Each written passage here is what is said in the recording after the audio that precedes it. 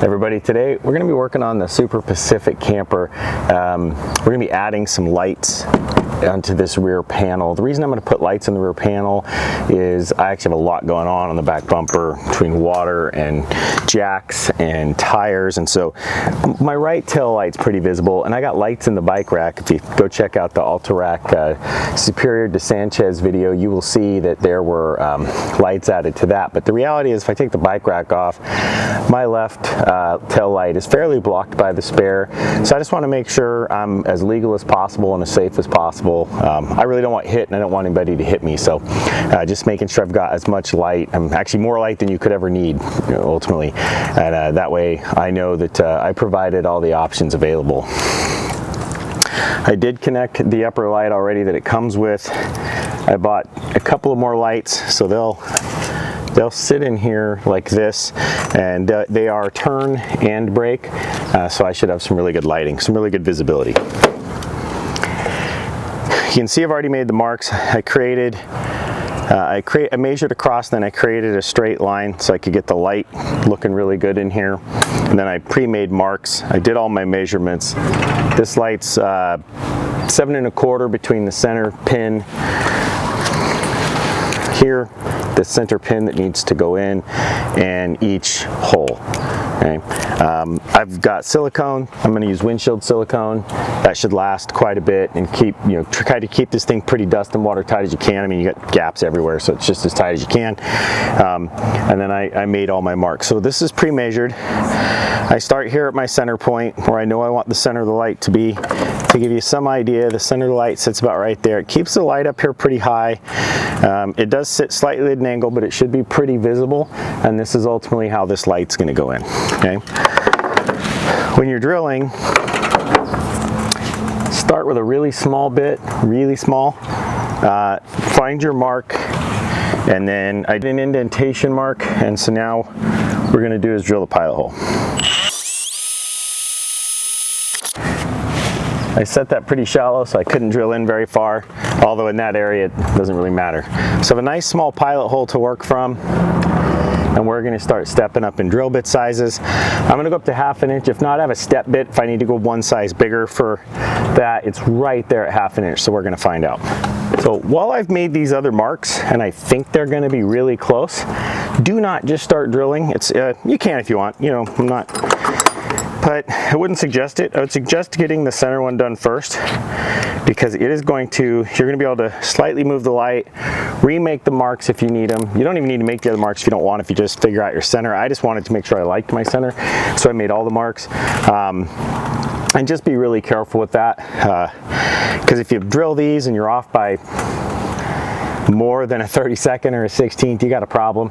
You're going to start having to hole out, and it's just a lot of extra silicone. So just start with the center. It'd be the best way to go.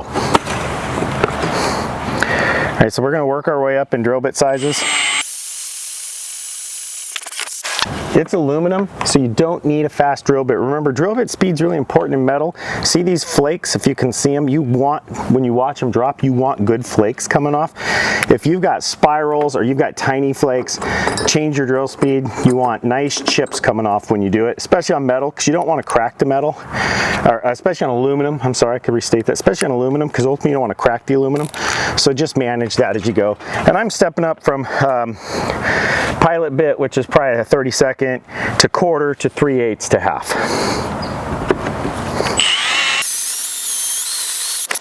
The soft material, it doesn't take a lot.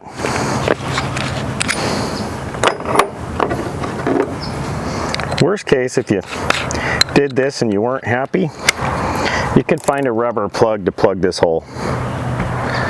Here we go. That bigger bit really was a little more challenging. Probably could have stepped one size in between after seeing that happen. But I didn't get any kind of oblong hole, so I'm okay. So for now, I think it's going to be too small, and I am going to have to get out a step bit looking at it. Yeah, one size over 1/2. So time to get out the next bit. So I got out this size bit, and we'll just sort of work our way in from that one we made.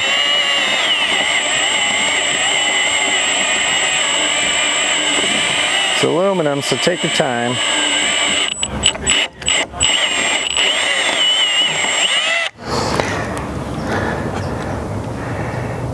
Five-eighths.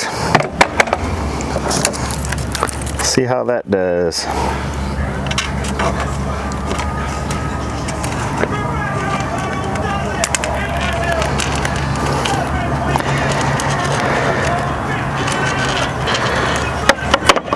Five-eighths is a little loose, but pretty close.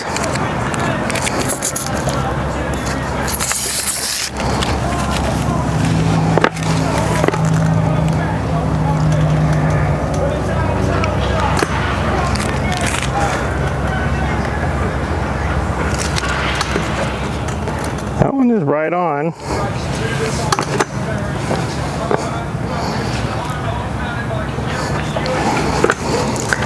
All right, so we can pop that hole, and once I like it, we'll pop the front hole. I do have bit stops. I'm not using them. I love bit stops and I hate them all at once. Rubber hose actually works better if you can control it. The reason I like rubber hose or something is you don't scratch the paint like you do with a bit stop. That is one of the downsides to that system.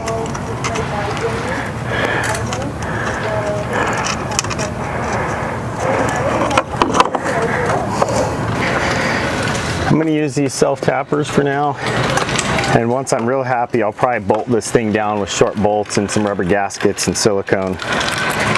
But I just want to get everything in place to start.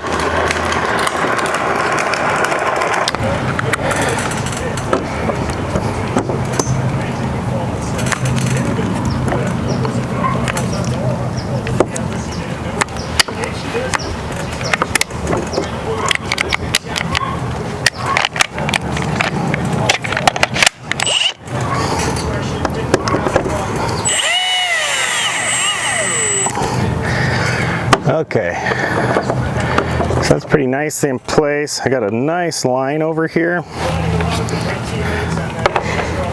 So let's double check the mark. So this is looking good. Yeah, I'm glad I did that top one, depending on where you want it, didn't come out the same.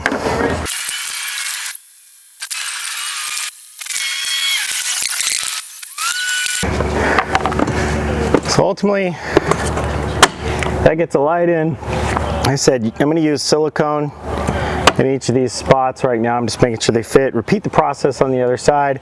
As you can see, if you can tell, I got nice lines here. It goes up and follows the panel really well. Ultimately, this bottom one is what I started with because I like to look better on the top, because otherwise it would have started to creep in a little. And that's how it goes, you know. Measurements don't always follow the line perfectly, so I'm glad I, sort of made that adjustment from an aesthetics perspective. Wire it up, it's not that hard. Follow the same wiring for up there. Brake left, right, all that good stuff, and you'll be good to go. That's how you punch some holes in your Super Pacific camper and install some highly visible brake lights up high. Thanks for watching, and I hope to see you out on the trails.